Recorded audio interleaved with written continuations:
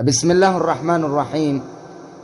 الحمد لله رب العالمين، والصلاة والسلام على أشرف الأنبياء والمرسلين، نبينا وحبيبنا وقدوتنا وإمامنا محمد وعلى آله وصحبه أجمعين.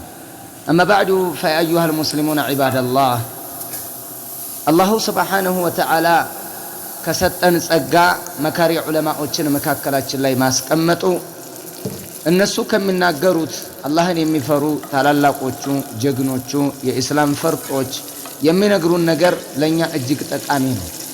ምክንያቱም የሚናገሩት ቢኑረል ዒልም በእውቀት ብርሃን በእውቀት መረጃን መሰረት አድርገው ከሐዲስ ከቁርአን ቀድተው ነው የሚነግሩን እኒህ ዑለማዎች። ከዑለማዎቻችን እስኪ ታላቁ ዓሊም الإمام ابن رجب الحنبلي رحمه الله እሳቸው ከነገሩን እስኪ አንዲት አጠር ያለች ነገር ልንገራችሁ።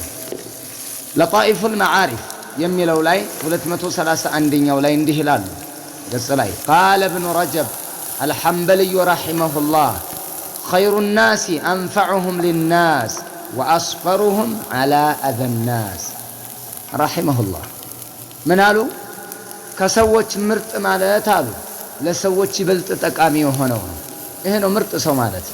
ምርጥነት ይሄ ነው ማወዳደሪያው።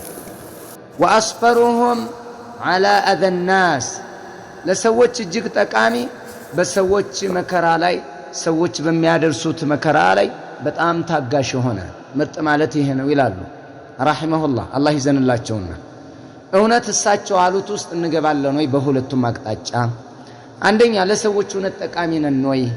ለሰዎች እውነት አገልግሎት አለን ወይ? ከራሳችን አልፈን ለሰው እንተርፋለን ወይ?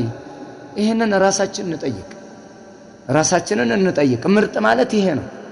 ምርጥ ማለት ለሰው የሚጠቅም እንደገና በሚደርስ አዛ ሶብር እናደርጋለን ወይ እንታገሳለን ወይ የሚለውን ነገር ደግሞ ይሄንንም መመልከት አለብን። አስበር على اذى الناس ይህ አካል ነው ምርጥ ማለት ብለው እኔ ታላቅ የእስላም ሊቅ ይናገራሉ ማለት ነው። እንግዲህ በዚህ ላይ ነው እያሰመሩልን ያለው። ሌላ الصبر በጣም አስፈላጊ ለመሆኑ لقد احسن القائل الصبر مثل اسمه مر مذاقته لكن عواقبه احلى من العسل። ትግስት ማለት ሶብር ማለት እንደ ስሙ እጅግ በጣም መራራ ነው ይላሉ። መራራ ነው የሶብር ዘር ነው። ሶብር ማለት እሬት ማለት ነው። ከሱ ቃሉ ተመሳሳይነት ያለው ነው። እንደ ስሙ በጣም መራራ ነው አሉ። لكن عواقبه ነገር ግን ይላል የዚህ ግጥም ባለቤት لكن عواقبه ፍጻሜው ግን احلى من العسل ከማር የበለጠ ይጣፍጣል። ታግሰው እስከሚያልፉ ድረስ ነው። ስለዚህ መታገስ በጣም አስፈላጊ ነገር እንደሆነ ማወቅና መረዳት አለብን። የትግስት ሰዎች እንሁን ነው የምላችሁ። والله اعلم።